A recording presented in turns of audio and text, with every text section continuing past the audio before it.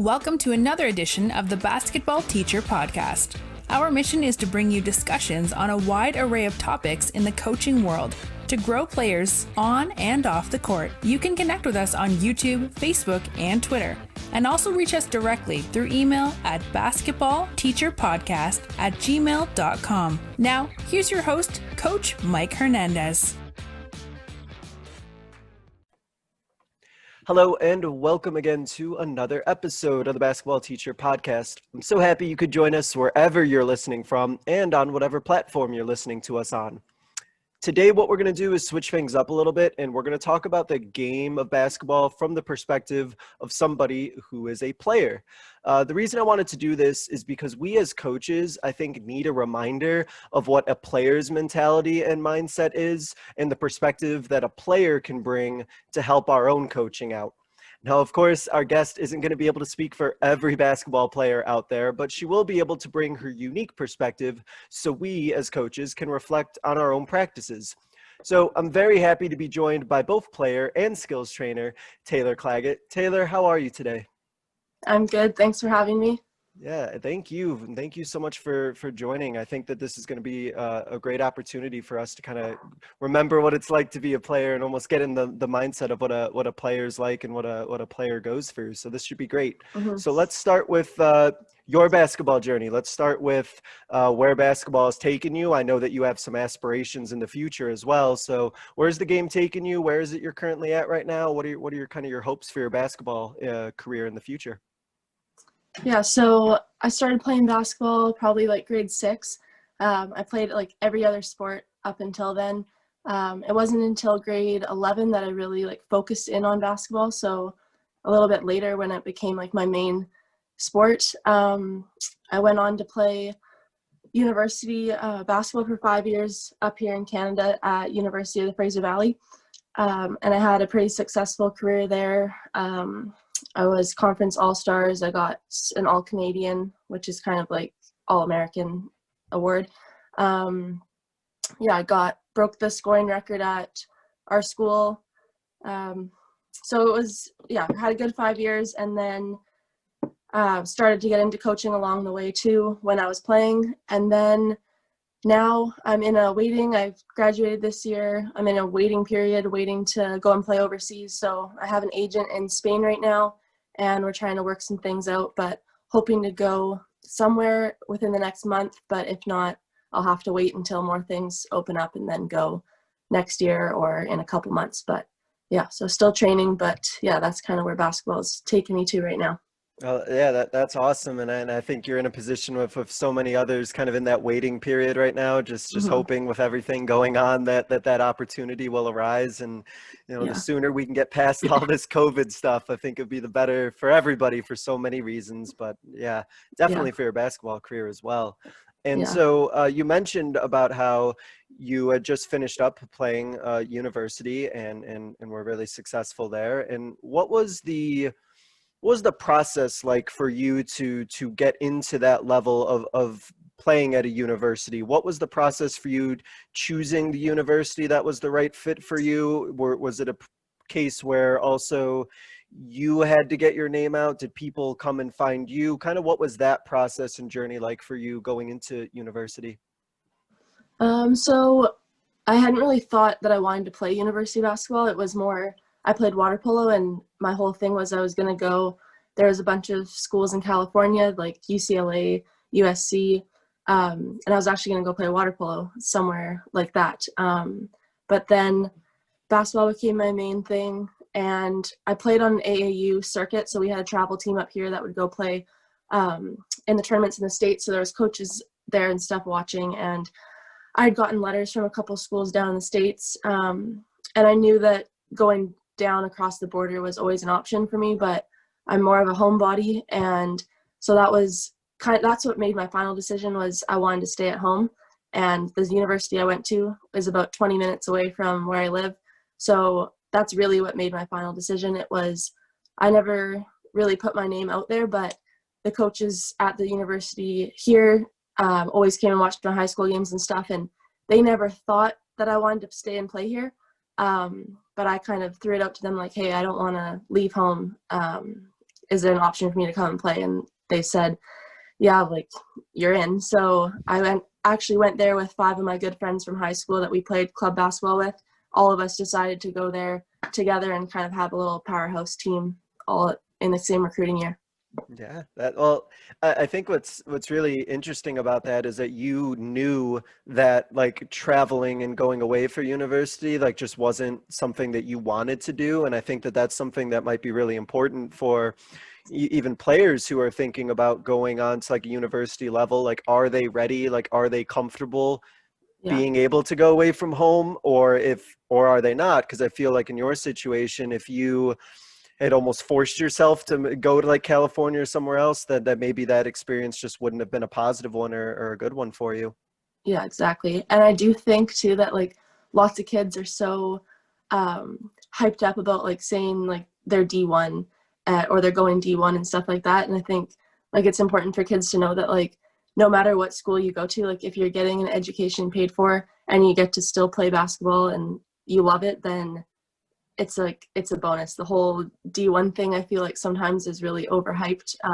You can get the same thing at a lot of different schools. Yeah, absolutely. And another thing that is part of your journey too is the education that you got as well. And that it seems like that was a really good fit for you. And you were also focusing on your education as well as the other potential opportunities you might have in the future. And so it's definitely something I think for players to consider, and even as coaches to not just be, pushing something on our players that they might not be entirely comfortable with as well. So I think that's something great to consider.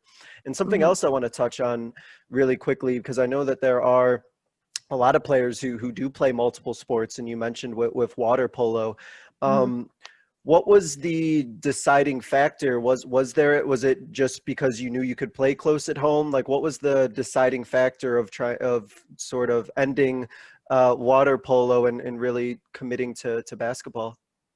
Honestly, it was just what I ended up loving more. I knew like water polo, I probably at the time I quit water polo, people would have thought I had more of like a future in water polo, but I just loved basketball more. So I didn't really care like what schools I could have gone to or what teams I could have played on. It was just, I enjoyed going to basketball practice, and I started not to enjoy going to water polo practice. And that's kind of just what made up my mind. Well, that's another great point that you mentioned about how just because you might be better at a sport and other coaches and other people might be pushing you towards that sport, if you don't love it, like if your passion isn't into it, then you can't let somebody else kind of force that onto you. Like if it's just not something you're no longer passionate or love as much as you used to. Yeah, exactly. So what I want to focus on here with our topic is about the successful coaching practices that worked for you as a player, and just basically the insight that you can bring as somebody who played at the university level, as well as looking to move past that. So many coaches who are listening haven't played under a coach in a while. A lot of them have been coaching for so long that it's been a while since they played under a coach. So for you personally, in your experience as a player, what has been the most effective way for you to be coached, and how do you kind of use that into the skill training that you do now? I think for me, like when I was younger, it was more about having fun and wanting to be in the gym and knowing that I'm still like getting better, but it was always fun and it wasn't a ton of yelling and getting on people constantly. But as I got older, I found that it was important. Like I wanted a coach that was going to hold me accountable.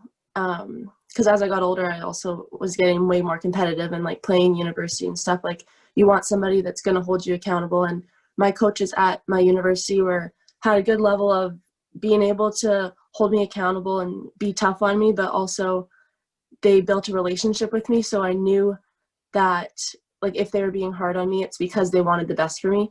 And I feel like it all came down to the relationships that I had with my coaches. Like if I wasn't able to just go, like I had a coach in university, like I could go into his office and talk to him about anything at any time of the day.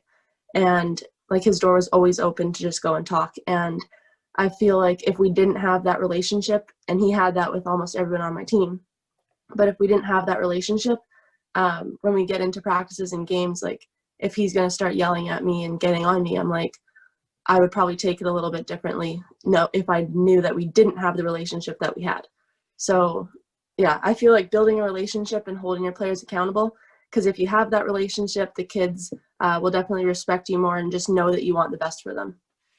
Well, there's a few things that you brought up with that I think are just so important that you brought up, and that they seem to be things that have been reoccurring in other interviews that I've done. And the first one that you mentioned was that when you first started is that it had to be fun for you, and that that was such a great point that you mentioned, because as little kids, if we're coaching them, that we have to help make them like fall in love with the game of basketball. Like they don't naturally like have this love necessarily for the game, and that we have to make it fun. We have to make it interesting. We have to make it exciting for them, so that they are enjoying it, and then they want to learn as they get older, and they want to be pushed more. And so I thought that was great that you mentioned that. And then the other thing that I want to follow up with really, really quick is about, you mentioned how as you got older, you wanted a coach that would hold you accountable.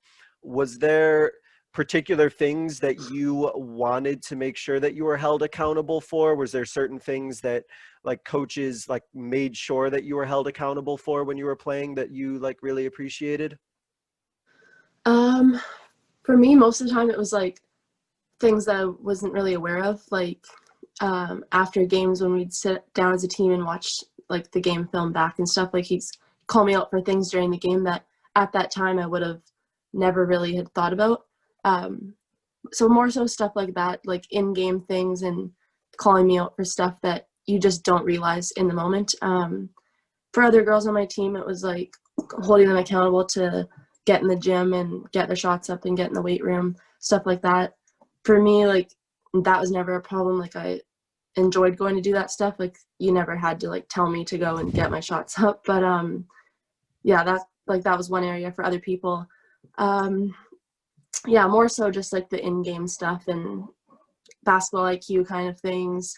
Like he'd hold me accountable and get on me, and then we'd be able to have good conversations about it later and talk about the situation for like half an hour and how it worked in the game, and watch different types of clips and stuff. But yeah. Well, it sounds like what you just said kind of ties into the relationship piece about how if you were being held accountable in the sense that you were being called out for something in front of your team, that you probably would take that differently if you didn't have that relationship with that coach. Because I feel like a lot of players, if they're going to get called out for something in front of their team and they don't have a good relationship with that coach, then they might take that conversation really badly and might kind of almost shut down if they feel like they're being called out in front of everybody. Yeah, and there's definitely situations where girls have gotten called out in film and stuff and like get their backs up or talk back and stuff because they feel like they're being attacked and they don't have that relationship. So it happens, both sides happen like a good amount, but right. Yeah. So let me follow up with that then, because I think that's also an interesting point that I know I've dealt with also with my coaching, and a lot of coaches have, where it sounds like in your case, you had a really good relationship with your coach. You talked about how you could have conversations about pretty much everything, and you could have those really positive interactions. But if you have teammates who are who don't have that relationship, and maybe they're bad mouthing a coach, or maybe they're just kind of like not on the same page, was that something that was difficult for you if you had that positive relationship and you maybe had teammates who were, like you said, talking back or were really frustrated? Was that difficult at all for you, or how were you able to manage that?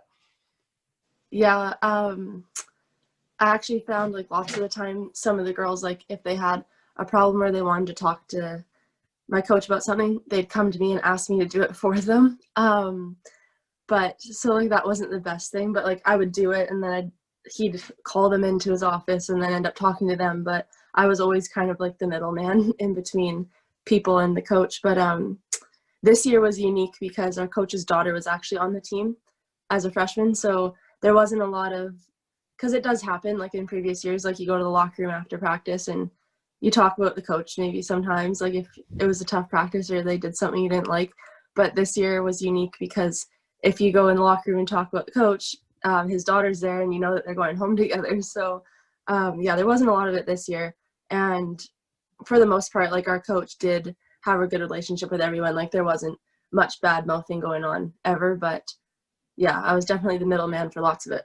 Oh, that's fascinating. I can't imagine that is always the best way to go about it. I feel like that creates I feel like that creates a lot of pressure on you almost, because then you have to like be able to articulate all of this the way Yeah. that like they want you to, and like you have to try and like, be their translator almost. I feel like Yeah. that puts you in a real tough spot. So I feel like that's a lot of undue pressure maybe that you needed. I don't know if you felt that way, but I feel like I wouldn't want to have my player feel like they had to be the middleman between me and the rest of my team.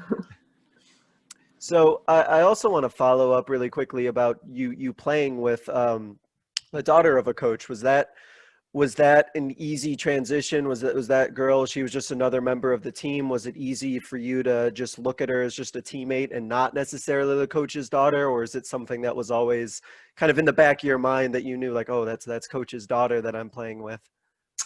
For me, I never thought about it just because I was in my last year and she was a rookie and she's a very good player. And she like started with me as like she was the 5, I was the 4, and so we worked really well together. I was actually really excited about her being there, and I never thought of her as coach's daughter. I just knew she was a really good basketball player. And then, but I know for some other girls, like it did bother them because it's always a thing where if your daughter's playing a lot of minutes, it's like, oh, well, her dad's the coach. Like that's been a thing since probably like grade 4, like soccer, where your daughter plays the whole game. Well, she's only playing because her dad's the coach. So, like people always say that, but at the end of the day, you look at it, if the coach's daughter is one of the best players, yeah, she should be playing 40 minutes a game. Like, so some people got bothered by it. For me, I just looked at it like she's one of the best players. Like she deserves every minute she's out there. It's not because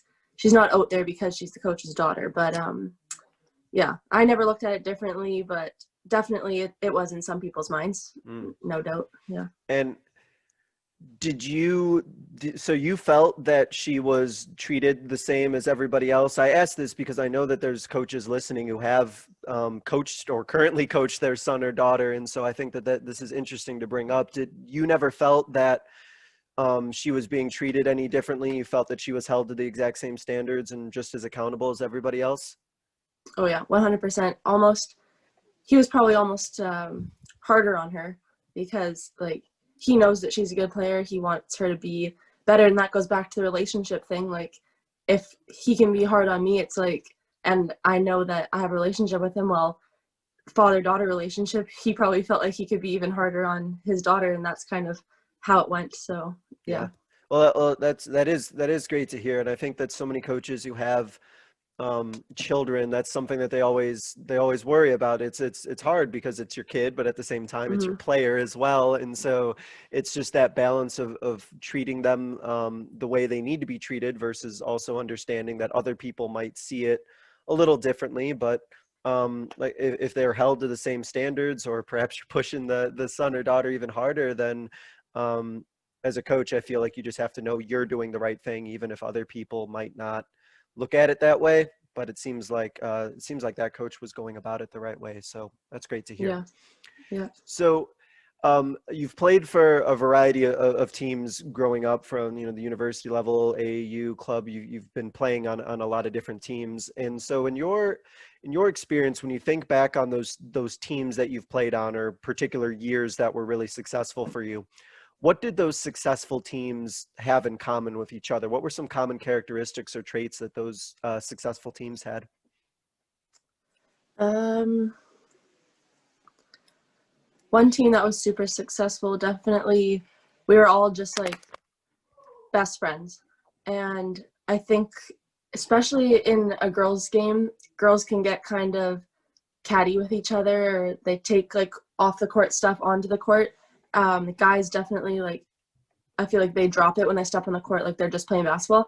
I don't think girls do that as easily. So one of our most successful teams was just that we were all best friends. Like we did everything together on the court, off the court. Like there was no little cliques inside the team, like nothing like that. And I think that year we went like 18-2, and that was probably our best year. And it was just a fun year. Like there was no, every practice was fun. There was no outside like drama or anything. But yeah, I'd say I think that's one of the most important things in a team is just everyone's like friends and wants to hang out off the court and stuff too. Another one was just like everyone was hardworking and was accountable to their roles and stuff. Before every season at UFB, we did goal setting as a team, and we did like final goals and then mini goals that would get us to those final goals. So the mini goals would be like, you got to make 1,000 shots a week, or you got to lift weights 3 days a week, all those types of things. And we had to keep track of if we were meeting those goals. And there was one year where almost everybody met those goals every single week. We didn't end up getting our final goal, but we could at least have looked back and said we did everything that we could have done. And I feel like that was one of our best teams too, just because everybody put in the work and was accountable to what we wanted to do as a team. Yeah. So it sounds then too, of the accountability part, that those teams that were really successful were also when teammates held each other accountable as well, and that teammates were making sure that they were doing the right work and doing the work that they needed to do. And I feel like for that to happen, kind of going back to your first point, that team they have to get along, they have to trust each other, they have to hopefully like each other, because then they'll be okay with pushing one another and being pushed by one another. And so is there anything in particular that a coach did to kind of bring you together? Was it something that just sort of naturally developed, or what was the case for those successful teams kind of coming together and really enjoying being around each other? My coach always did a lot of team bonding stuff. Like before every season, we go on a little like retreat getaway and do a bunch of team bonding and goal setting. So we went away that year. We went on like a little trip up to Whistler as a team. That's just like a mountain resort kind of near here. So we went there for a weekend, did our goal setting, team bonding, just kind of got to know each other before we really started going with full practices and stuff. And then throughout the year, like you get exhausted, like mentally and physically, like going through school and weightlifting and shooting and practices and games. Like there's a time where you burn out, and he was able to notice that in us. And so whenever he would notice that, it was like, okay, today we're not going to go to practice. We're going to go and do some type of activity as a team. So it's whether it was we went to the pumpkin patch one time and picked pumpkins, or just like stuff like that, instead of going to practice, just to kind of have fun together and not have to break our bodies even more and stuff, and just gave us a good break. And he was good at noticing when we needed that.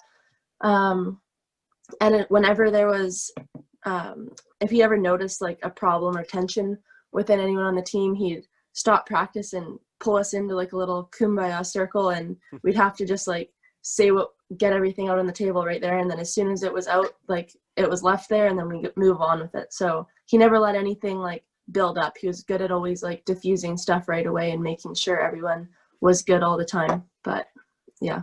Yeah, I think that's great that your coach noticed when that lull was starting to happen, or that burnout was starting to happen, and realized that you have to kind of take a step away from basketball to just do something else and sort of re-energize and refocus. And so with that, for you personally, I know it's different for everyone, but what did that burnout like look like for you? Like when you felt like you were getting burned out, like what were the signs, or how did you recognize that you were like hitting that lull? It didn't happen many times, but like when it did, it was definitely just like those days where you go in the team room before practice, and it's like you're just sitting there and you're like almost like want to cry. You're like, I do not want to go to practice right now. Like just wrote a hard exam, and we just played 2 games on the weekend, and maybe we had a tough weekend and we lost both games, and then I come and write an exam on Monday, and you're just like exhausted. It's honestly not physically, like your body can take like way more than you think it can, and I've learned that over the last couple of years playing. But it's your mind, and like if you don't take care of your mind, then you're gonna burn out way faster than you want to. So yeah, it was it was like an accumulation of basketball stressing you out, school stressing me out, and everything just piling up. But not many times, but yeah, it definitely did happen. Well, I'm sure then that it kind of showed maybe in your facial expression or in your body language, and that probably comes with that relationship that a coach can have with a player. And I can even speak this as a teacher with a student, where if I build those relationships, I'll be able to recognize right away if like something's off or something's wrong just by the way somebody enters the room, or just by the way that they just look with their body language. It's like an instant sign that, okay, something's up here. And I think that as a coach, I think that is really important, to build those relationships when, especially when the players are like with full energy and they're like ready to go at the beginning of the year, because then that coach can recognize like in the middle of the year, like, okay, like this is a lot different than what they were before. Like something needs to change something here and do something a little bit different so that they don't just completely mentally burn out. And another thing that I think you brought up, which is just really important for coaches always to remember, is that, you know, they're your students too. There's other, you know, things that you're studying for, and there's things that you are preparing for. And so I want to touch on that as well. Was that something that you were able to balance pretty well? Were you a player who was just really organized in terms of I'm doing my student stuff now, okay, now I'm doing my player stuff now? How was balancing both of those responsibilities for you? Honestly, my first 2 years, I was really prepared and organized, because I knew it was going to be a big transition from high school to university. So once I got to university, I felt just really prepared and organized, ready to go. I got really good grades. And then by my third year, kind of had like that lag in the middle. I was like not taking school as seriously. I was noticing more results on the court, so I started just I was more basketball focused I was athlete student instead of student athlete in my third year. And my coach called me out on that. He got my grades back for the first semester, and he's like, what's going on? Like, this is way different from the last 2 years. So then he started making me go to study hall. So we had mandatory study hall for some students to go to, and I never had to go to that until my third year. And then I just realized, like, I don't want to keep coming to this, so I kind of got back on track. But yeah, I've always found a good balance of school and basketball, and made time to go to the library and study when I needed to for exams and stuff. But I definitely didn't enjoy, like, obviously I liked basketball more than school majority of the time, but I always knew that I was there for school and to get a degree, and that was the final goal of my university career. So, yeah.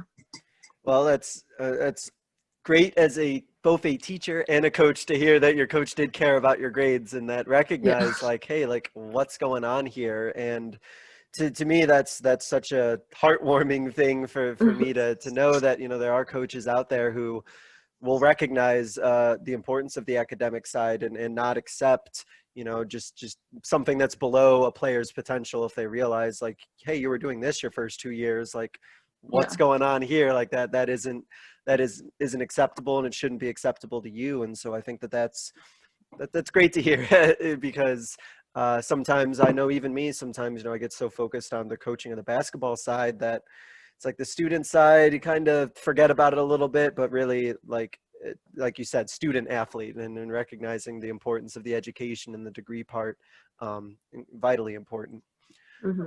So another question I wanted to ask, and this is a little personal to me, but I know it also applies to coaches who are listening as well, is that you played under male coaches. And one of the things that I know that some male coaches might be apprehensive about with coaching girls is they feel like there's like this disconnect where, like, you know, how is a guy going to be able to coach girls when there's just a disconnect between males coaching girls. But it sounds like to me in your conversation so far that this really wasn't the case. Was there ever any sort of like issue or anything odd at all about, you know, male coaching girls? Was there any disconnect at all with that relationship, or was it just perfectly fine? I felt like it was always perfectly fine. He always has a female assistant coach on staff. Just I mean, he has to for like road trips and stuff. But and it was always good to have a female assistant coach there because she could. I feel like some girls felt like it was easier to go and talk to her about maybe just like life things and stuff like that. It wasn't always basketball, but like if you needed somebody to talk to about something that's going on in your life, like you could go and talk to our female assistant coach. So and it was kind of like another like motherly figure there. Like if we needed something, if someone was sick or something like that, like that was the person that would always come and help us for those types of things. But yeah, for the relationship part with our coaches, like as he put in the effort to have a relationship with us, and as long as you do that, I don't think it matters if it's a male or a female coach. Like if you're putting in the effort to want to get to know your players like on a deeper level and just show that you care about them, like I don't think male or female matters. Like you're gonna end up having a relationship if you put the effort into having one. Right. And that's so important to just remember, is that it's just how important the relationships are, and that when the relationships are built, then that's what builds the trust. And then also, as you mentioned, just having a woman there on staff, but not just because she's a woman, she's a great coach, I'm assuming, and obviously knows her basketball stuff, but at the same time might be able to have a different type of conversation than a male coach might be able to have as well. And so that balance of having both, I think, is great. And I think that it seems like it worked out really well for you, and there was never an issue really with that male and male coach dynamic. Yeah. So before you were at the university level and you were playing in high school, you're playing in AAU and doing those sort of things, and even actually now in college, because you do have aspirations to play beyond university. How was it for you as a player to maybe play with others who maybe didn't have those same aspirations, who maybe didn't want to play at the next level, whether that was in high school, university, or whatever? Was that something that was hard for you, if you felt like you were really ready to, work at this level and other people weren't? Was that ever something that you had to balance or deal with? Oh yeah, for sure. Especially in high school, like in university, everyone that's there is mostly they're there because they love basketball. They're taking it seriously. There were some times here and there where it's like, okay, why are you not getting in the gym? But then you also have to understand, like, it's tough for people that are going to the games every weekend and they're not playing at all. Like they might be playing 1 minute a game. So they don't really want to get in the gym and get their shots up as much as I might want to, because I'm playing significantly more than them. So I did have to like understand that and kind of empathize with those people. Like it is tougher. They don't have that as much of a drive to want to go get in the gym because they just don't feel that it's paying off. But in high school, definitely I was frustrated a lot because my high school team, we were good. We had like a lot of athletes, but not really basketball players. So we had girls that played like all different sports and they could go out there and hold their own, but they definitely, by no means were they basketball players. Like they didn't want to. I would go shoot every single morning before school, and I would invite them to come with me all the time. They like never came, and then that frustrated me because I'm like, why do you not love it as much as I do? And then at practices, they weren't mandatory practices all the time, or people always had excuses to not be there, or they were at volleyball. So we'd have like 4 or 5 girls some days at practice, and it was like me running practice pretty much because my coach was like, oh, there's only 5 people here, I'm not doing anything. So then I'd have to run a practice in grade 12 with 5 girls. But yeah, definitely it was frustrating when I didn't see people love it as much as I did, but I look back now, it's like maybe I was a little bit crazy and loved it too much, but yeah. Well, I bring that up because I know that pretty much like Every coach that I've talked to kind of worries about the player who is maybe at that level, who's either has aspirations to play beyond high school or is just really, really motivated, versus players who may just be playing it because they enjoy it, or they just might not have the same motivation to maybe play it at a certain level or work at a certain level. And so I know as coaches that we try our best, I think, to try to meet the needs of everybody where they're at. And it sounds like in your experience that was a little difficult for you, that maybe you weren't in a position where you felt like you were being pushed to the level that you needed to be. I could be completely wrong. Maybe your coach did. And I'll let you speak to that. Do you feel like in practices or in games at that high school level that you were kind of pushed at the level that you needed to be, or what was that situation like? No, I definitely, like, in high school and stuff, I wasn't pushed, like, at all.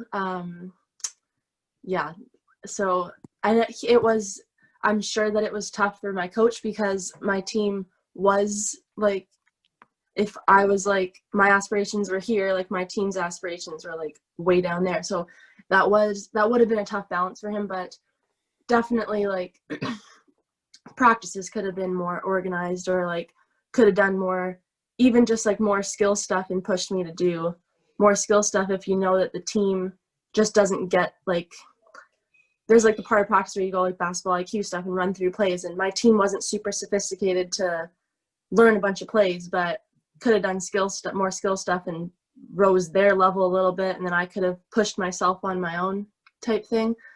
I mean, I always was, like, self-motivated, and it was funny, like, he did tell a couple of girls one morning, like, I wanted to go shoot in the morning, and he knew I was always there. He told them to come and shoot with me. They showed up, and they didn't want to shoot. They were only there because he told them to, and they rebounded for me for an hour and a half before school, and they didn't even shoot a basketball. So that kind of shows what my team was like. Like, they didn't care to get better on their own, but they rebounded for me. So, Wow. yeah. I mean, yeah, that's really telling that they Yeah. did that, and that they only showed up just because that they were told to show up. That's really interesting. And so it sounds like then that it's fortunate for you that you were really self-motivated, and that you were out there to kind of go get it yourself, and that you were willing to put in that work yourself. And so I want you to just elaborate a little bit more on a couple of things you said, because you had different needs than the other players that you were playing with because of your aspirations and what you were looking to do. So you mentioned that something that would have helped you as a player who had those aspirations was to have, like, better organized practices. So for somebody who had those aspirations to play beyond just high school, what sort of things were maybe you looking for, like, out of a practice? Was it something specifically, or were you just looking for it to just be, like, more organized and more intentional? Yeah, I think just, like, more structure and more intentional. Like, instead of coming into the gym and shooting around for 15 minutes and waiting, like, starting practice 15 minutes late, it's like I want to get going. Like, I want practice to start, and, like, I want to get into it. Like, I don't want to just be walking around while everyone's joking and laughing for 15 minutes. Like, kind of, like, get going with it. So, and being just, like, more stern and not so laid back, like, just more intense. Yeah, it was just too laid back, especially for a senior basketball team. Like, there's a difference between, like, grade 6 and 7 and senior basketball. So there needed to be more structure, more intensity, and just pushing everybody. Like, you could have pushed me more, but you also could have pushed the girls that didn't, like, have the goals that I did, but you still could have pushed them to be better basketball players. So yeah. It sounds like with these conversations, and again, I'm not trying to put anybody on blast or anything like that, but it sounds like the relationship either between the players or the teammates, or the relationship between the team and the coach, it doesn't sound It doesn't sound like it was that strong. It doesn't sound like it was the way that it was at that university level. It sounds like, at least from your high school experience, that it was kind of a bunch of individuals just kind of going through and doing their own thing rather than like a Yeah. unified team that was like together and willing to work for each other. Am I correct in thinking that? Yeah, for sure. It was kind of everyone showed up and did their own thing and showed up when they wanted to.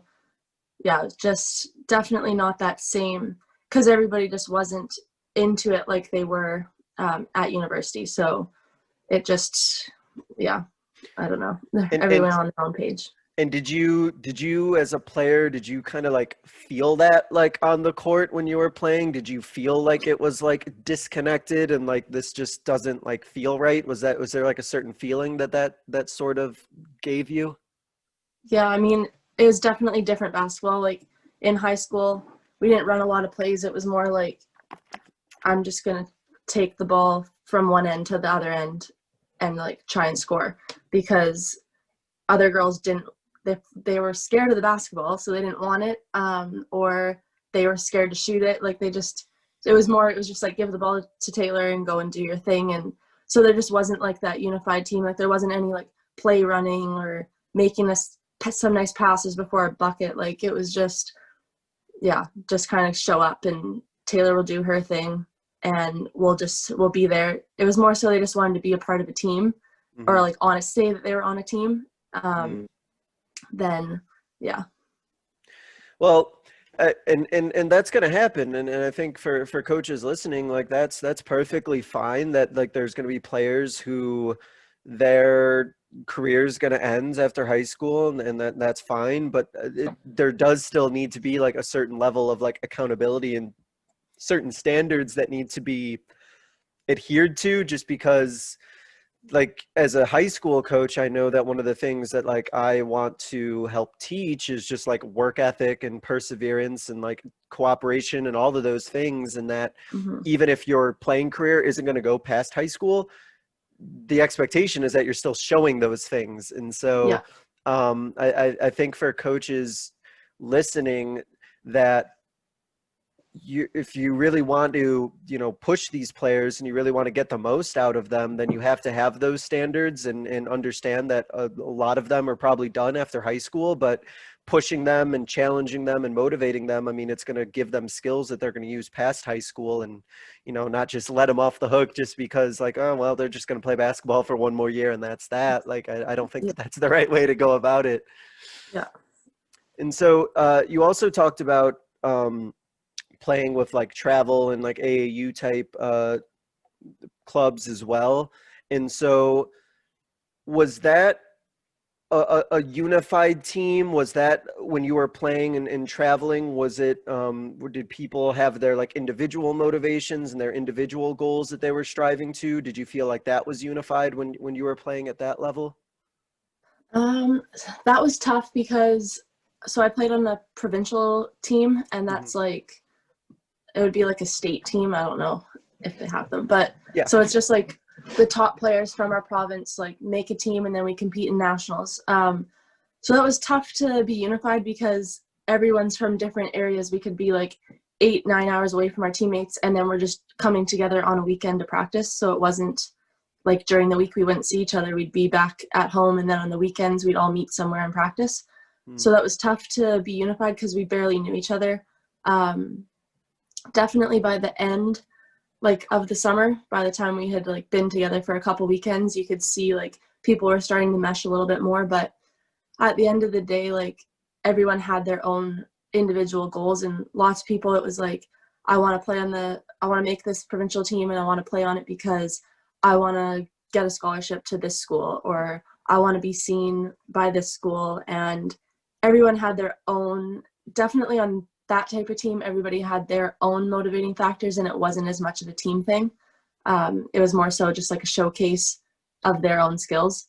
So I find for me personally, and up here, the way that clubs and stuff work, schools are definitely more unified and you guys have like the same goal at the end. But for those other like AAU type tournaments, people are trying to get seen, so they kind of want to do their own thing. Yeah, that's kind of the perception that I know a lot of people have with the travel or AAU type situation, is that everybody is trying to get noticed or trying to get seen and Yeah. trying to do what they can.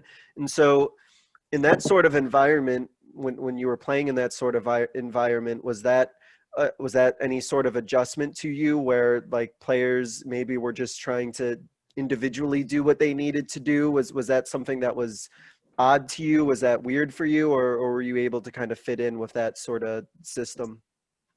On one team that I played on, it was definitely tough because the main person that was like trying to be seen, and like she was a very good player, but she was a point guard and I play like a 3-4, so it was hard for me to play with that, because like if I want to get the ball and score, like I need the point guard to pass me the ball. Like so that was tough because she wasn't like really much of a passing point guard.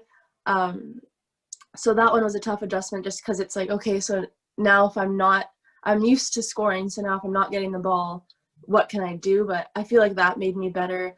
Like I became a better rebounder, and just like finding different areas that I can impact the game if I didn't have the ball in my hands. I mean, it was a learning experience for sure. Like I didn't love it, but yeah, I learned some other things. And then those other teams that we were on, it was kind of like, okay, well, if people are showcasing what they have, like I gotta do the same. So it was, yeah, feel like I fit in fine. Like I kind of it was more so like isolation type offenses. So, I mean, I was able to fit in and do my own thing, but I kind of like running a team offense better, and I like the IQ part of the game and going over different plays and stuff. So we didn't have a lot of that, but yeah. So yeah, and that's kind of the perception that I think some of those teams kind of get, where it's just 5 individuals. Like, okay, I have the ball now, so now this is my turn to do something, and then just hope that you get the ball, and then you can do something, and that it is a lot different than, like you said, about team basketball and playing with more of a higher basketball IQ, I guess would be the best term to use that. And so. I know that your answer to this might be a little bit different, because you are like very self-motivated, and so you kind of have like this hunger to learn and get better. But what concepts, if any, were the best for you on offense and defense? Were there particular like type sets or type formations or just type philosophies that worked best for you? And I'll start with that. Were there things on offense and defense that you particularly enjoyed or particularly liked? Honestly, my favorite offense, like we ran, we had like set plays and stuff that we'd call out, but like our base stuff was just like a motion offense. And there's lots of different types of motion offenses out there, but the motion offense we did, like I won't explain it all, but it was, I just enjoyed that, because it's like you don't have to set something up, you don't have to call out a set play. It's like if the ball goes here, you know that these people are all rotating over here. If it goes there, like we're all rotating, and it's just like it just has that flow to it. And I like that because people can end up in all different positions on the court. Like if there's a drive on the wing and someone's filling behind, like that, then by the end of it, after there's been a couple passes, the person that started on the wing could be in the posts. Like it was a very interchangeable between the 1 and the 5. And I enjoyed that just because you're not stuck in that one position. And I'm like a pretty versatile player, and I found that my team was pretty versatile. So it was solid because everyone had a chance to be on all different spots in the court and look for their shot in different areas. It wasn't just like it was never we're running this play so that we just get a shot up here. Like it wasn't just one final shot. It was always, there could have been 15 different shots throughout that motion offense on one possession. So I definitely like the motion. On the offensive end, which I feel like comes up pretty frequently in terms of what people like to run, even coaches and players, are the things that required you to kind of know different positions, required you to like Mm-hmm. make the right decision, required you to know, okay, here's what happens if I get it on the wing, here's what happens if I get it down on the block. Like that seemed to be what worked best for you, is having that sort of more free form and being able to just move around and make the best decision based on where you were on the court at that time. Yeah, and like definitely you have to have the right team to be able to do that. Like Mm-hmm. my team, like at university, most people, you have that IQ and like you can run that stuff. I think like for some high school teams, like definitely like my high school team, we wouldn't have been able to run something like that. Like you do kind of, you got to have, sometimes if you don't have the players that have that basketball IQ, like you do have to have those set plays, because then they can just remember their like Mm-hmm. 3 jobs in that play. They can't be thinking about 10 to 15 different things that are going on. So you do have to know like your personnel, but yeah. Well, that is something then to keep in mind as well for coaches if they are coaching players, you know, at the high school level who they might be, you know, playing multiple sports. They might have all these other things that they're doing, and like basketball is just something that they do. That having those like set things, like this is all that you do, might be like the most might be the Yeah. most that you can do with that player, because that might be all that they're willing to commit to. Mm-hmm. So yeah, that makes sense. And so on defense, then, for in terms of personal preference, did you press? Did you like pressing? Man zone was whatever. What was your preference on the defensive end? I never really liked full court pressing because I found that it didn't work very often. Like when I coach, Mm-hmm. with like when I coach the little girls, I find like the grade 3, 4 full court pressing. Like I like it when that age full court presses, because the other team isn't as strong with ball handlers. Like they're not that smart yet to be able to break it. So I found that it was more successful with the younger age and like in high school and stuff too. Once you get into university, like you try full court press sometimes. I just found that other teams are too smart and like they're such good ball handlers that it would slow the game down maybe a little bit, but it would never like result in turnover or stop. My favorite defense would probably be a zone. I like the zone that my university team played, and we were very successful at that. Yeah, zone, and then also this year we played like a hard deny defense, and I really liked that. Like it was just a very intense defense, and like full front in the post all the time. It was just like constantly moving, and yeah. So either hard deny or zone. So totally opposites, but I like both of those. Well, yeah, there's a contrast there between both of them, and Mm-hmm. sometimes you do one, sometimes you do the other. Yeah, that makes sense. And so, uh, kind of on the opposite ends a little bit, were there any concepts, whether it was on offense or defense, that either you or your team struggled with in terms of like picking up how to execute them correctly? The reason I ask this is because for coaches to think about things that they might be trying to teach or implement that might take them longer than they anticipate. So in your experience, were there any like concepts or things even growing up that took you maybe or your teammates a little bit longer than maybe either you anticipated or your coach anticipated?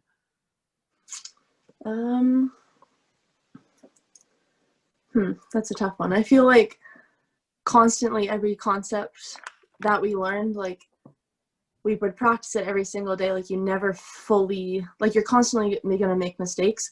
I feel like when we introduced our zone defense, especially like to the new kids that came in, it was a lot different, because lots of the time when you're younger and you're in a zone, you think like, oh, I'm just standing in my zone. Like I'm not really going other places. Like you're just there to take up your space on the court.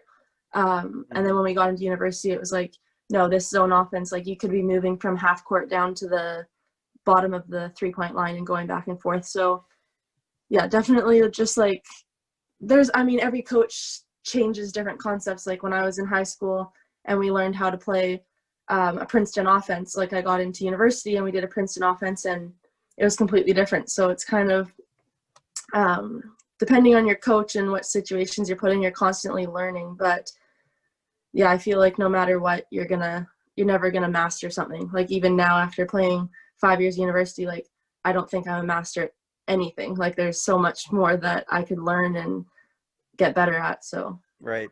Right. No, yeah, 100% agree with the concept of like you're always getting better, you're always improving, there's always something to get better at. But what I think you touched on in terms of the new girls trying to learn with the zone is that I think for coaches, and I'm speaking for me, but I can probably speak for others as well, is that sometimes we maybe make assumptions in terms of basketball IQ or of knowing what that right decision is or knowing like where to go like on a zone or where to switch or where to do these certain things. But as we just talked about earlier, that if there are players who maybe are just in set systems who they just know they just do X, Y, and Z every time, that like basketball IQ or that decision making might not be there.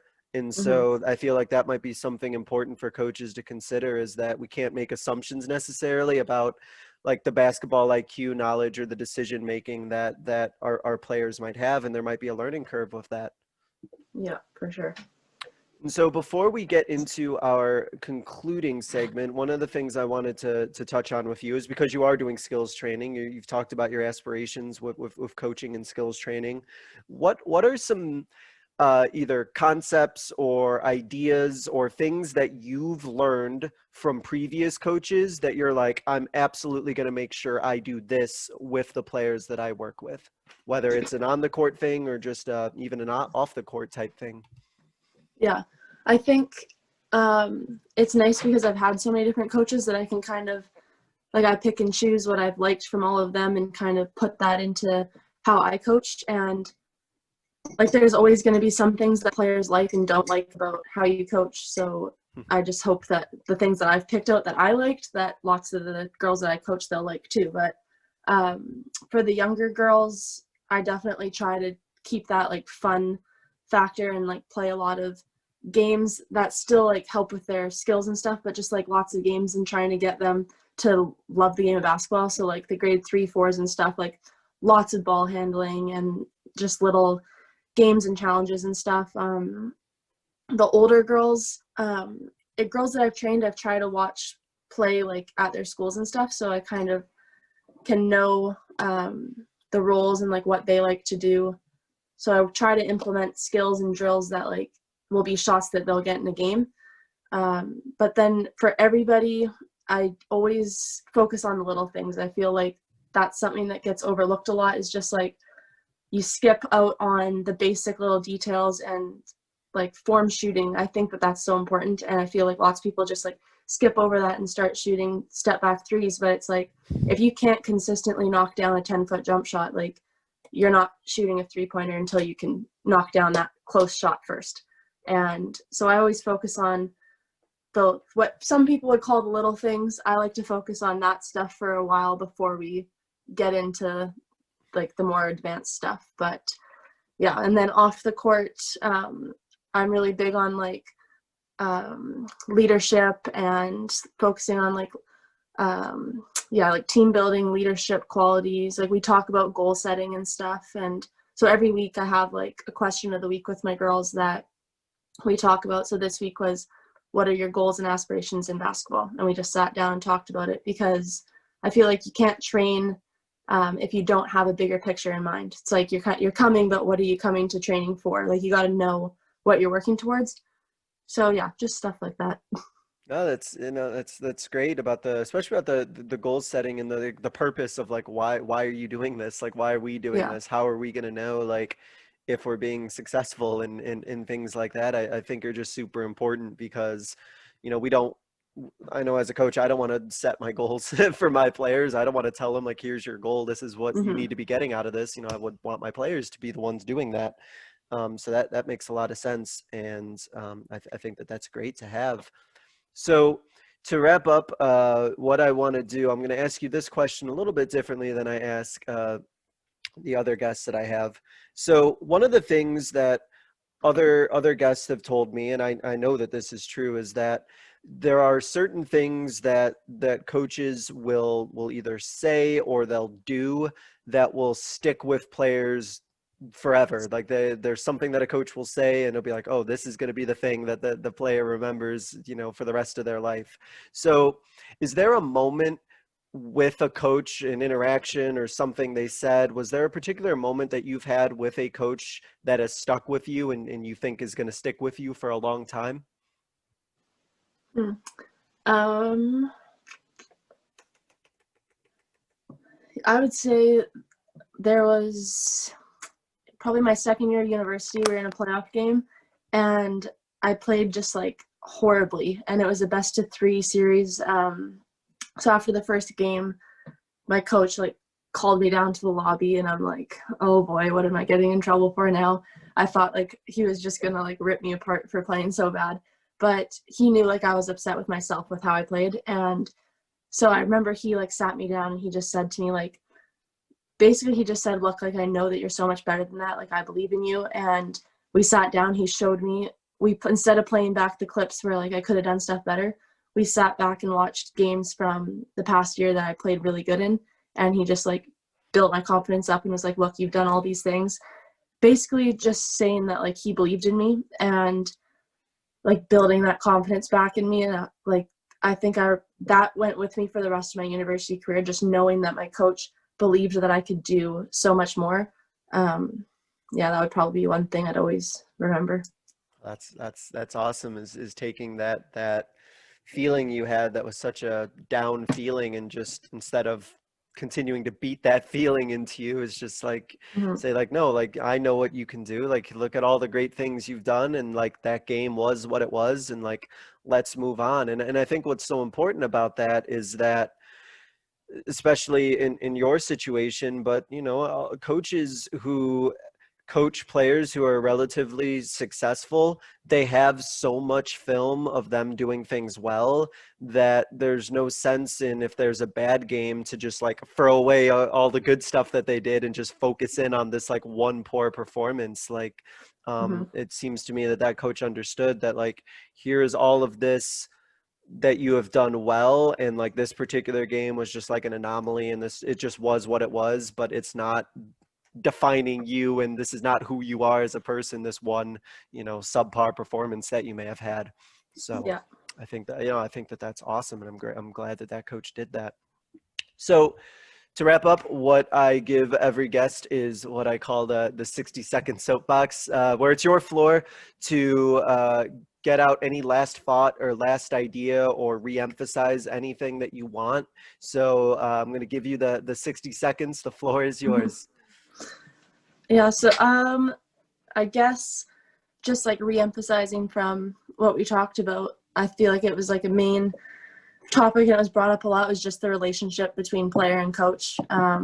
Yeah, like I would just reemphasize that constantly. Like you can do so much more with your coaching and get so much more out of a player if you have that relationship. And I feel like that's honestly like the most important thing in coaching. Like you could know basketball better than anybody, but if you don't have that relationship with a player, you're not going to be able to use your coaching skills and be successful, because you need those players to trust you and to believe in what you're doing too. So yeah, relationship with the players.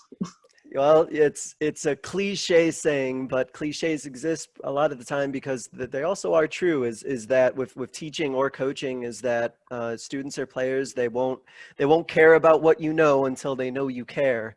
And Yeah. so, I mean, that's exactly what you just said right there. Is that you can have all the knowledge in the world and you can know all of this basketball, but if the players don't either like you or respect you, then they're not going to listen to you. Because as I've told younger teachers who I've worked with, that like, you don't listen to people you don't respect, and so your players won't necessarily listen to you if they don't respect you, no matter how much knowledge that you have. Or your students might not listen to you no matter how much knowledge you have if they don't respect you. And so yeah, Yeah.